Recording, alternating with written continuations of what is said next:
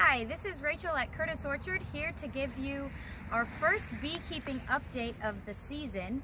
Now at the end of the fall, around November time, we decided to put our hives on a pallet and we moved them away from the apiary for a couple days in order to move them to this more protected location. The thing that really seems to get to the hives and the bees is lots of wind and the moisture that can build up. So we thought if they had a nice, good protective area that they might be able to make it through the winter successfully.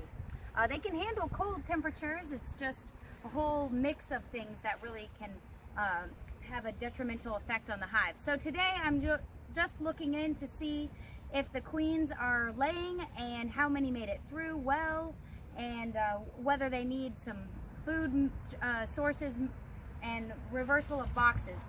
So this is Alma here. She's the first one I opened up, and I saw the queen and there's some brood. So I took the box, this gray box which was on top, and I put it down on the bottom. This will encourage her to lay more, and because the queens tend to like to move up in the box. If you look carefully, you come in right over here, you can see that they're bringing in pollen. See all the pollen on the backs? We call this the pollen baskets. Now they're not actually baskets. Basically they just stick it together with some nectar and honey that they have in their honey stomachs, and they put it all together and make these little beads. And that's a really good sign, because the pollen is the protein, so it's absolutely essential for them to have enough protein for the queen to lay the brood. Without the protein you won't have brood. And the queen kind of lays based on the food that's coming in. If there's lots of protein, then she'll know it's a good time to start bulking up the population.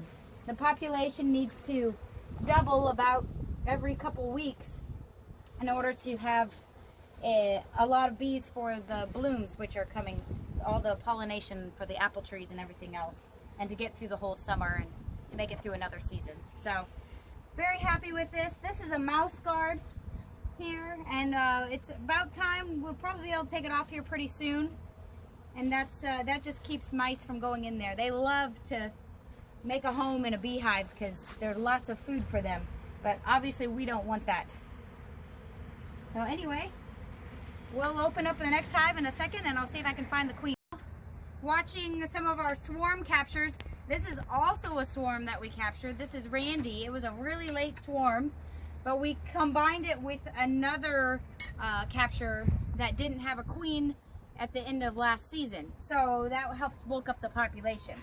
So we're just gonna crack this one open and see what we find. I see them coming in the entrance at the bottom, also bringing in pollen. Now this one is looking great on top. We have a lot of bees flying around. So now what we're looking for, we're looking to see if this is called Queen Right, which either we'll see brood and young and little eggs, or we'll see the queen herself. It's really a lot easier to find the queen this time of year because your populations are so much smaller than they are at the end of the year.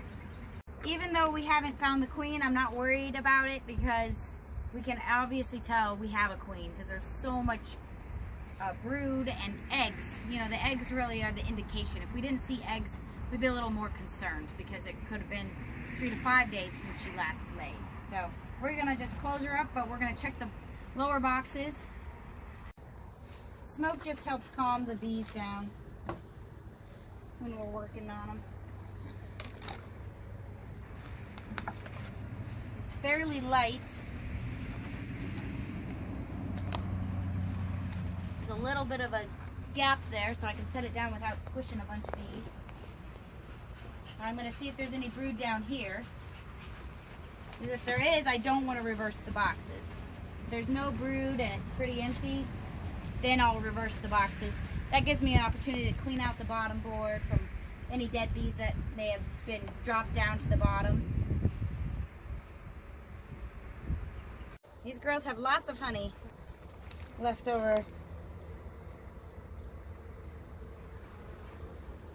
It's a good sign. They eat a lot of honey this time of year because when it gets cold they can't forage, and there's not a ton of stuff that bloom yet, so not a lot of food coming in.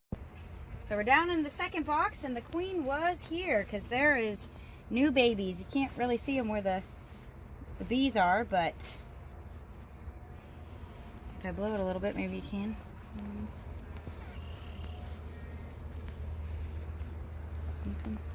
She's right there. See the extra long abdomen?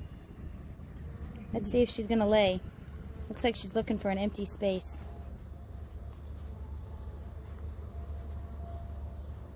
She's nice looking.